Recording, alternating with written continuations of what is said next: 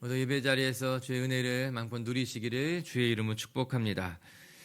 이스라엘 백성들이 요단강을 건너가서 그 땅에 소산을 먹자 만나가 그쳤다. 오늘 성경이 그렇게 이야기하고 있더라고요. 우리 11절과 12절 말씀 먼저 한번 읽어볼게요. 11절 12절 말씀 시작. 유월절 이튿날에 그 땅에 소산물을 먹되 그날에 무교병과 볶은 곡식을 먹었더라. 또 그 땅에 소산물을 먹은 다음 날에 만나가 그쳤으니 이스라엘 사람들이 다시는 만나를 얻지 못하였고 그의 가나안 땅에 소출을 먹었더라. 아멘.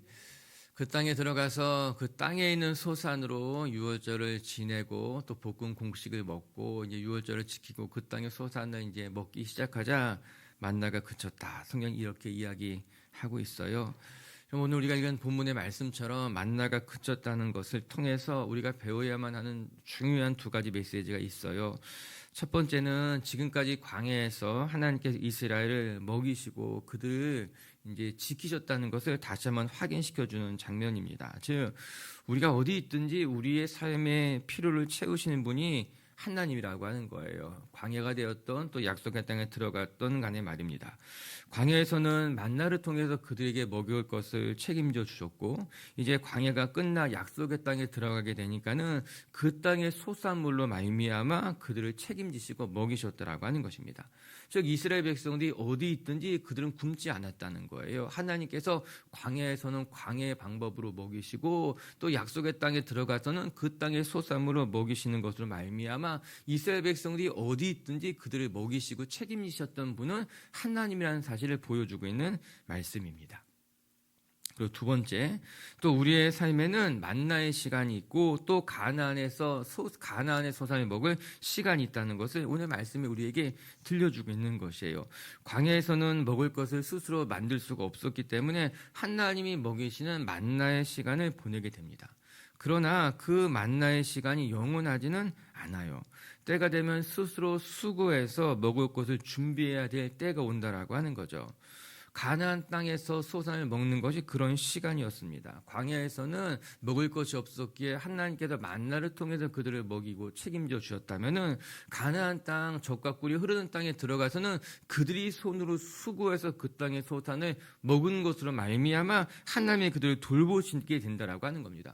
물론 그들이 수고해서 그 땅의 소산을 먹었다고 해서 하나님이 돌보시지 않은 것은 아니라고 하는 거죠. 하나님이 이른 비와 늦은 비를 적당히 주시는 것으로 말미암아 그 땅에 소출이 있게 하시고 또 그 땅의 소출을 먹게 하신 것 아니겠습니까? 그래서 우리의 인생에는 만나의 시간을 보낼 때가 있고 그 만나의 때가 지나면 내 손으로 수고해서 또 내가 먹어야 될 때가 온다라고 하는 것입니다. 우리의 삶에 아무것도 하지 않고 은혜를 막 부으실 때가 있어요. 정말 막 기도할 때마다 눈물이 나고 또 내가 적게 수고했음에도 불구하고 정말 막 모든 것을 넉넉하게 채워주실 그런 때가 있습니다. 그런데 또 그 광야의 시간이 지나고 나면 또 막 은혜를 부어줄 때가 지나고 나면은 내가 수고해서 먹을 때가 또 온다라고 하는 거예요.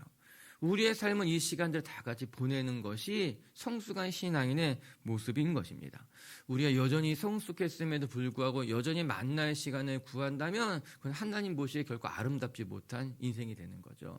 또 만나의 시간에 두려워하는 것도 또 하나님 보시기에는 믿음이 없는 모습인 거예요. 만나의 시간, 즉 광야의 시간에는 하나님이 만나로서 우리를 먹이시고 가나안 땅에 들어가서는 또 그 땅의 소산을 통해서 우리를 먹이시고 입히신다고 하는 것. 오늘 우리 비체교회 식구들이요 만나의 시간을 지나고 있다면 그 만나를 마음껏 누리시기를 바라고 또 이제 가나안 땅에 들어가서 정말 믿음이 장성한 자의 분량을 원하신다면 믿음이 장성한 자로서의 은혜를 누리시며 또 여러분의 힘으로 여러분의 노력으로 하나님의 복을 누리고 나눌 수 있는 분들 되시기를 주님의 이름으로 축복합니다. 이렇게 설교하고 나면은 목사님 저는 광야에서 만나를 먹는 것이 좋습니다. 이렇게 얘기하신 분이 있을 수 있는데 잘 생각해 보십시오. 그것이 정말 더 좋은 일일까? 광야에서 힘들었습니다. 어려웠습니다. 그런데 하나님께서 먹이신 거예요. 저는요 광야에는 광야의 은혜가 있고 가나안에는 가나안의 은혜가 있구나. 믿음이 어렸을 때는 어렸을 때의 은혜가 있고 믿음이 장성해서는요 장성한 사람이 누리는 복이 있다라고 하는 거예요. 저는 우리 비체교회 식구들이 그 모든 시간을 다 지내오면서 여러분의 신앙도 장성해 가고 여러분의 복의 분량도 또 장성해 가면서 정말 더 넓어지고 더 풍성해지는 성도님들 되시기를 주님의 이름으로 축복합니다. 이제 이스라엘 백성들이 요단강을 건너서 이제 길갈에 진을 치고 그곳에서 있었던 일을 어제 오늘 같이 묵상하게 되는 거예요. 요단강을 건너서 이스라엘 백성들이 했었던 일이 크게 세 가지가 있습니다. 우리가 이제 어제 살펴보고 오늘 살펴봤던 말씀들인데 이제 어제는 길갈에 12비석을 세우는 것이 첫 번째 썼던 일이고 두 번째는 할례를 행하게 됩니다. 그리고 세 번째는 유월절을 빌어서 행하게 돼요. 이게 여리고를 정복하기에 앞서서 하나님이 이스라엘 백성들을 준비시키는 장면이에요.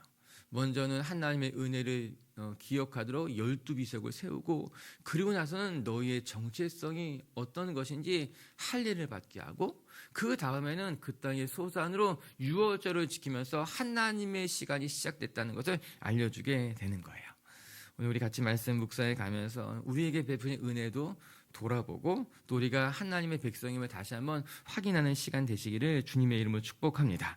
이제 첫 번째 오늘 말씀을 통해 우리가 기억해야 될 것은 하나님께서는 이스라엘 백성들에게 할례를 명하시면서 너희가 하나님의 백성임을 기억해라 말씀하고 계십니다. 우리 2절 말씀 같이 한번 읽어보겠습니다. 시작. 그때 여호와께서 요수아에게 이르시되 너는 부싯돌로 칼을 만들어 이스라엘 자손들에게 다시 할례를 행하라 하시매 너는 부싯돌로 칼을 만들어서 할례를 행하라. 여러분 할례는 하나님께서 아브라함에게 처음 명하신 것으로서 난지 8일 만에 자신의 포피를 제거하고 그것을 통해서 자신의 몸에 하나님 백성으로서의 징표를 새겨 넣는 것이었어요. 우리가 읽은 것과 같이 이스라엘 백성들이 출애굽하기 전에 다 할례를 받았지만 출애굽한 이후에 광야에서는 할례를 할 시간이 전혀 없었습니다. 그래서 광야에서 태어났던 출애굽 2세대는 어느 누구도 할례를 받지 못했던 거예요. 이에 하나님께서 약속의 땅에 들어가기에 앞서서 이스라엘 백성들 모두에게 너희가 이제 할례를 행하는 것으로서 너희가 하나님의 백성임을 너희 몸에 새겨 넣으라라고 하는 것입니다. 그러면 이때 요단 동편에 이미 자리를 잡았던 두 지파 반은 어떻게 된 것일까? 이런 생각이 번뜩 들게 되더라고요. 그들도 광야에서 태어나서 할례를 받지 못했는데 여러분 그러나 우리가 지난주 살펴본 것처럼요. 여러분 요단 동편의 땅을 차지했던 루벤, 갓, 므낫세 반 지파들도 여러분 그들의 자녀들과 여자들과 노역자들은 이제 요단 동편에 머물렀지만 남자들은 다 정복 전쟁에 참여했어요. 그래서 요단 강을 건너오게 된 것 아니겠습니까? 그래서 이스라엘 백성들이 길갈에서 한 명도 빠짐없이 모두가 다 할례를 받을 수 있게 됐다는 거죠. 하나님께서 하시는 일들이 치밀하고 정확합니다. 모든 이스라엘 백성들이 할례가 필요한 사람이라면 누구도 빠짐없이 그들의 몸에 하나님의 백성으로서의 정체성을 갖게 하기 위해서 하나님이 할례를 행하라 명령했다라고 하는 거예요. 여러분 하나님께서는요 이 할례를 통해서 너희들의 정체성, 즉 너희가 하나님의 백성이라고 하는 것을 늘 너희 몸을 보면서 기억하라라고 하는 것입니다. 여러분 생각해 보게 되면요 할례를 받으면 늘 내 몸을 볼 때마다 내가 하나님의 백성이지, 내가 하나님의 사람이지. 비록 우리가 이제 가나안 땅 이방인의 우상이 가득한 땅에 들어간다 하여도 이 땅이 이방 우상인으로 가득 찬 땅이지만 우리 존재만큼은 하나님의 자녀라는 것을 다시금 생각하게 되게 되는 것 아니겠습니까?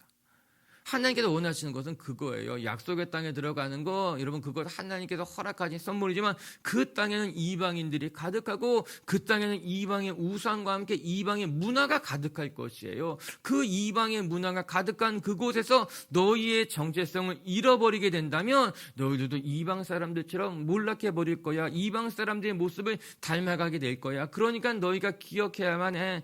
너희가 하나님의 자녀, 너희의 몸에 새겨진 하나님의 정체성을 기억해라라고 하는 것이에요.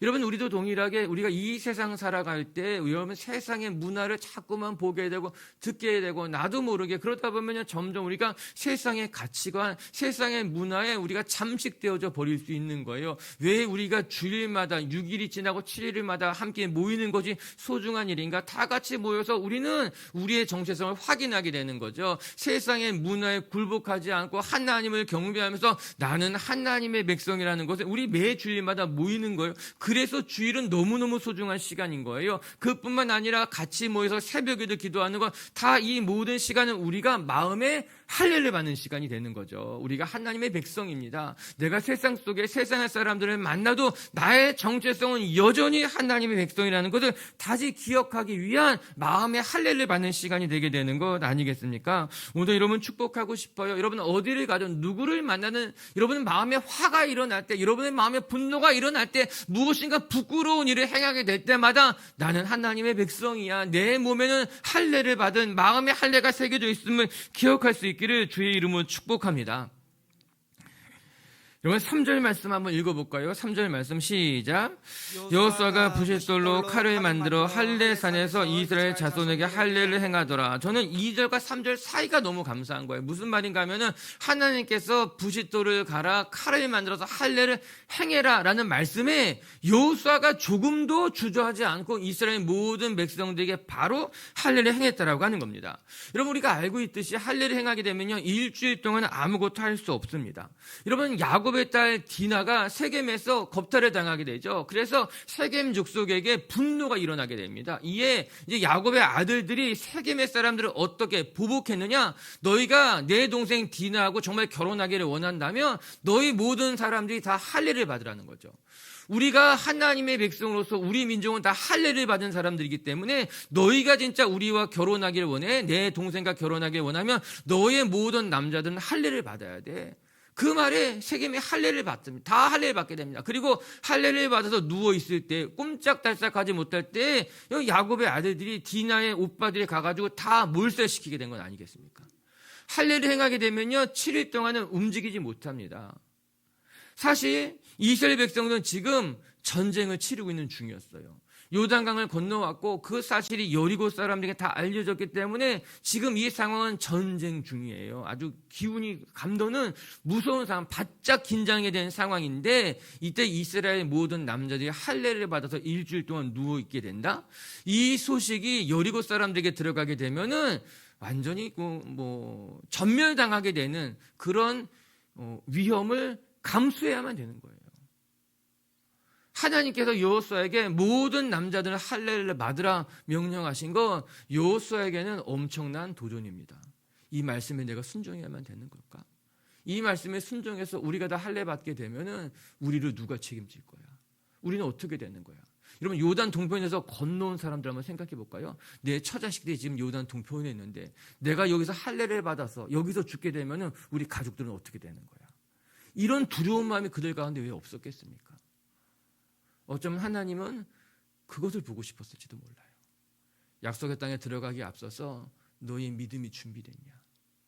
이 정복전쟁을 치르는 데 있어서 가장 중요한 것은 너희의 가장 큰 무기는 칼과 창이 아니라 하나님 향한 믿음인데 그 믿음이 너희 안에 준비됐느냐? 하나님은 그것을 보고 싶은지도 모르는 것 아닙니까? 그런데 여호수아가요 담대하게 하나님 말씀을 듣자마자 부싯돌로 칼을 만들어서 모든 남자들에게 할례를 행하고 있었던 건 아니겠습니까? 믿음이죠. 그 믿음은 하나님이 기뻐하셨어요. 우리 9절 말씀 한번, 우리 8절 9절 같이 한번 읽어볼까요? 시작. 그 모든 백성에게 할례를 행하기를 마침에 백성이 진중 각 처소에서 머물며 낫기를 기다릴 때에 여호와께서 여호수아에게 이르시되 내가 오늘 애굽의 수치를 너희에게서 떠나가게 하였다 하셨으므로 그곳 이름을 오늘까지 길갈이라 하느니라. 그래요. 길갈이 굴러갔다는 뜻 아니겠습니까?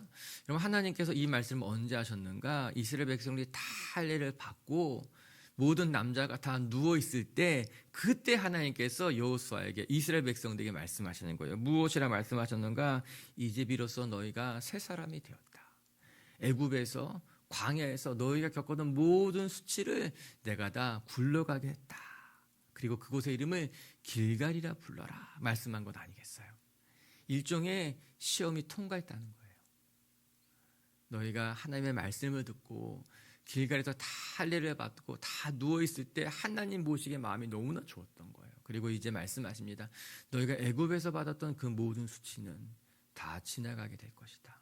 그리고 너희는 이제 새 사람, 새 민족으로 약속의 땅에 들어가게 될 것이다 말씀하고 계신 것이죠. 할렐루야. 우리 로마서 2장 29절 말씀 한번 읽어볼게요. 로마서 2장 29절 시작.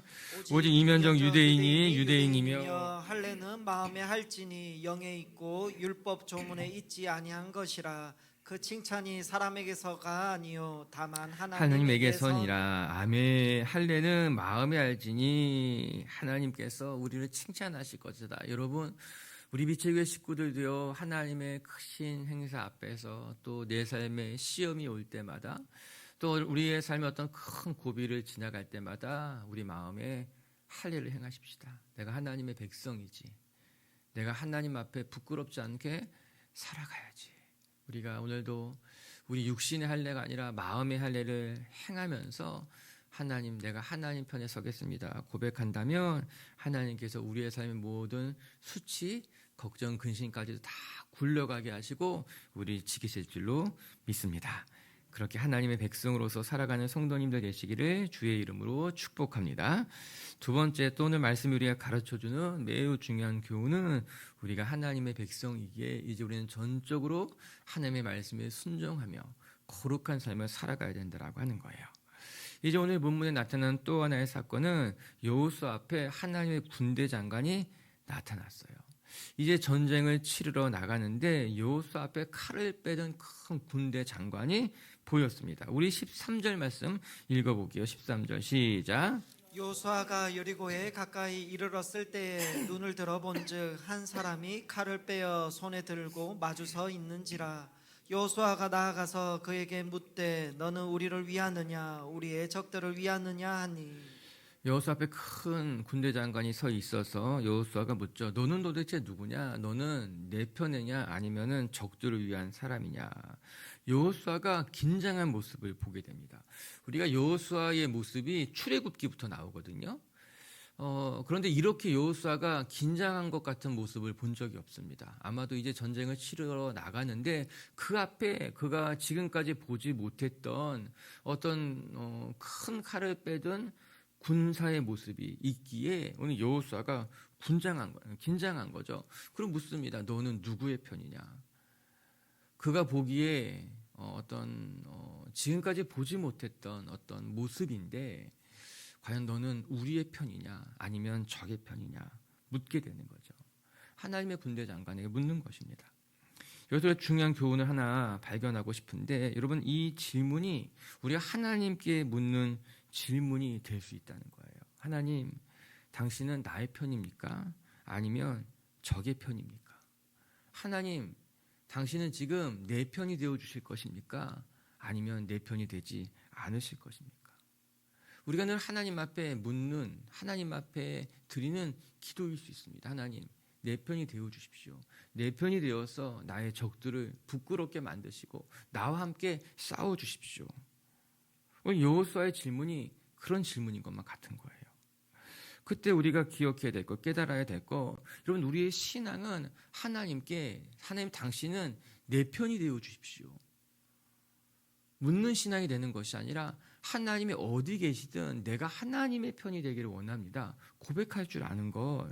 여러분, 종교와 기독교의 차이점이 무엇일까? 여러분, 종교라고 하는 것은 신을 내 편에 두기 위한 모든 의식과 행동입니다. 반면에 기독교는 나를 내려놓고 내가 하나님 편이 되기 위한 것이 기독교의 본질이라고 하는 거예요. 그럼 이 세상의 모든 종교, 샤머니즘 할 것까지 이 땅의 모든 어떤 종교와 관련된 것들은 그것의 공통점은 신을 내 편에 두려고 하는 행위예요.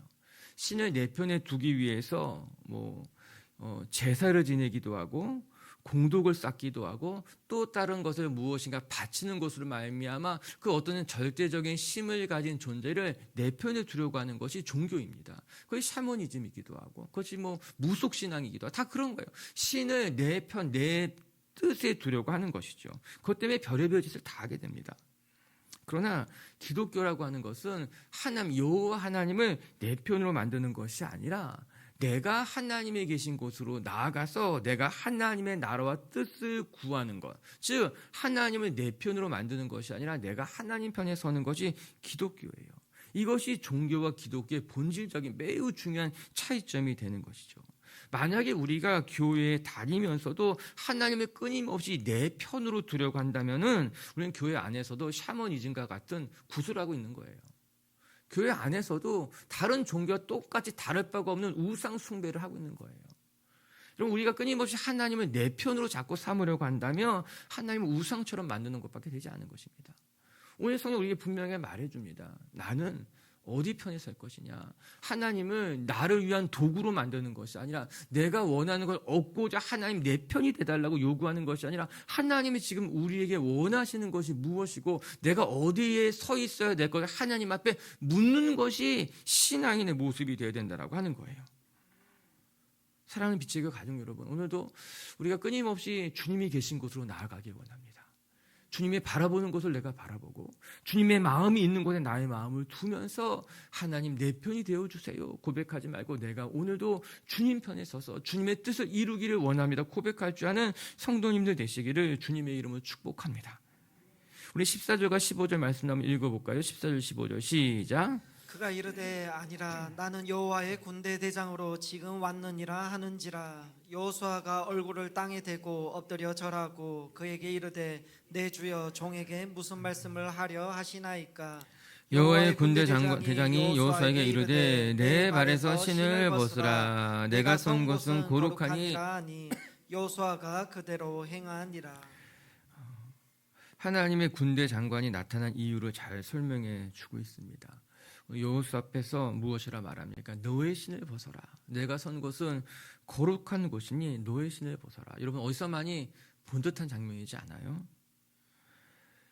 여호수아의 이제 그 당시 주인이었죠. 여호수아의 주인이었죠. 모세죠. 여호수아가 이제 몸종과도 같은 사람이었던 것 같으니까 모세가 하나님 앞에 사명을 받을 때에 떨기나무 앞에서 모세가 들었던 음성과 똑같은 음성이었습니다. 모세가 사명을 받을 때 하나님 말씀하셨어요. 너의 신을 벗어라. 내가 선 곳은 거룩한 것이니 너의 신을 벗어라. 이런 근동 지역에서 신을 벗는 행위는 자신의 권리를 포기하는 것과 똑같다고 하더라고요. 즉 신을 벗는다고 하는 것은 자신의 주권을 나의 소유, 나의 모든 것을 내려놓는 의미라고 하는 거예요. 이 하나님께서 모세를 부르실 때도 모세야 너의 신을 벗어라. 즉 너의 주도권을 내려놓아라 말씀하신 거고 여호수아가 이제 가나안 정복 전쟁을 수행하기 위해서 이제 여호수아의 본격적인 사명이 시작되는 거잖아요. 광야 40년을 이끌었던 것은 모세이고 이제 모세가 죽고 난 이후에 여호수아는 정복 전쟁이 그가 맡은 사명인데 그 사명을 행하기에 앞서서 하나님께서 여호수아에게 말씀하신 것이 무엇이냐? 여호수아야 모세가 신을 벗었듯 너도 신을 벗어라. 너의 모든 주도권을 다 내려놓으라 말씀하고 있는 건 아니겠습니까? 하나님께서는요 이스라엘 백성들이 이제 약속의 땅에 들어가기 앞서서 할례를 행하게 하십니다. 너의 정체성이 무엇인지를 너의 몸에 새겨 넣어라. 그리고 여호수아에게 말씀하십니다. 너의 주도권을 하나님 앞에 다 내려놓아라. 그래서 하나님만이 너의 왕이시고 너가 하나님의 말씀에 절대적으로 순종해야 할 것을 여기서 다짐하라고 하는 거예요. 맞아요. 신을 벗는 행위는 자신의 주도권을 내려놓는 것과 동시에 하나님 앞에 절대적으로 순종하겠다는 거룩한 다짐입니다. 이 여호수아는 자기의 신을 벗고 맨발로 하나님 앞에 엎드렸을 것입니다. 그리고 하나님께서 무엇이라 말합니까? 내가 선 곳은 거룩한 곳이니 즉 이제 너희가 들어가게 될 이 땅은 하나님이 너에게 약속해 주신 하나님의 거룩한 땅이니 이곳에서 너의 신을 벗고 하나님의 말씀에 절대 순종하는 하나님의 백성이 되라고 하는 거예요. 저는 그냥 생각에 우리 교회도 교회에 들어올 때 신을 벗는 교회였으면 좋겠다는 생각해요. 교회가 이제 우리 그럴 수 없죠. 지금 신 벗고 교회 오라 그러면 다 다른 교회 갈 거예요. 불편하니까. 근데 이 행위 너무 멋있지 않습니까?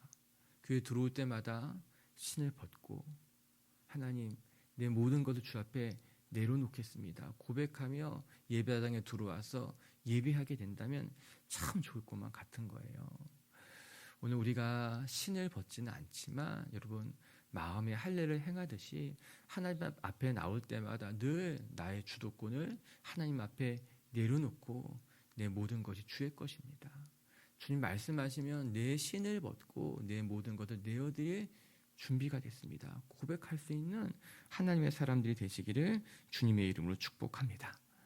말씀을 마칩시다. 오늘 이스라엘 백성들이 여리고를 요단강을 건너 그 땅의 소산을 먹게 되자 비로소 만나가 그쳤다고 했습니다. 광야에서는 하나님의 만나를 통해 이스라엘 백성들 책임지셨고 이제 만나의 시간이 지나니까 그 땅의 소산을 먹게 되는 것 아니겠습니까?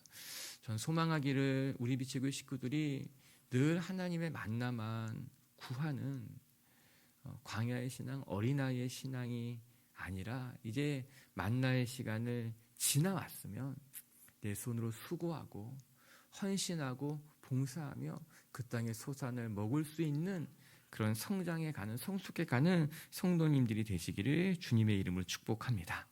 첫 번째 말씀을 통해 우리가 배우는 건 하나님께서 이스라엘 백성들에게 내 몸에 할례를 행하는 것으로 하나님의 백성임을 새겨 넣어라. 우리 비치교 식구들도 매일매일 마음에 할례를 행하는 것으로 말미암아 내가 하나님의 백성입니다. 나의 정체성을 기억하는 성도님, 그렇게 살아가는 성도님들 되시기를 주님의 이름으로 축복합니다. 두 번째, 하나님께서 말씀하십니다. 내 신을 벗어라. 오늘도 하나님 내 편이 되어주세요. 하나님 내 편으로 싸워주세요. 고백하지 마시고 여러분의 신을 벗고 내가 하나님 편에 서겠습니다. 내 생각, 내 뜻, 내 이해 관계를 다 넘어서서 내가 하나님 편에 서겠습니다. 고백할 수 있는 성도님들 되시기를 주님의 이름으로 축복합니다. 같이 함께 기도합시다.